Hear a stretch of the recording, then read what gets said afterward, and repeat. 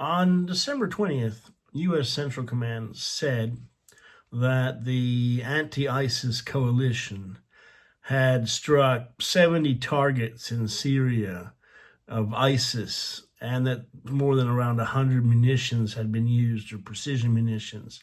The United States and Jordan were involved in these attacks, and the U.S. used warplanes, precision artillery, attack helicopters, basically a lot of assets that the U.S. has in the region.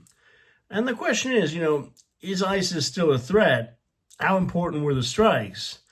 And what actually happened? So we know that ISIS has been accused by the United States of a December 13th attack that killed 2 U.S. soldiers and killed a translator as well in Syria near Palmyra.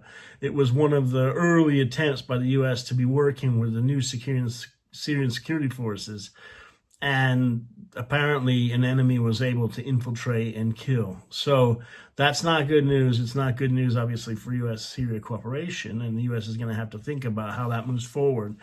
But U.S. President Donald Trump and U.S. Central Command apparently wanted to retaliate and go after ISIS, and so they carried out all these waves of strikes. Now, the thing is that ISIS doesn't have a lot of presence in Syria. It has an estimate of 1,000 or 2,000 fighters, but a lot of these people are divided up into little cells. They hang out in caves. Of course, it's possible ISIS could grow and it could become more of a threat. But these strikes are more, I think, about showing U.S. air power and showing that the U.S. can coordinate with Jordan and bringing together all these U.S. assets in one place to carry out these strikes.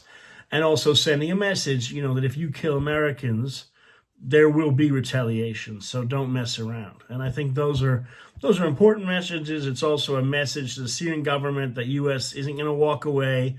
It's not like some sort of Black Hawk Down where Americans get killed and then the U.S. says, okay, let's just leave. The U.S. is going to stay, and the U.S. wants to show that it will work with the Syrian Democratic Forces, the mostly Kurdish-led group in eastern Syria.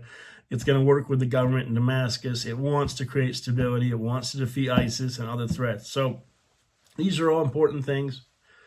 Big question mark is, what effect does it have? What comes next? And we'll have to wait and see.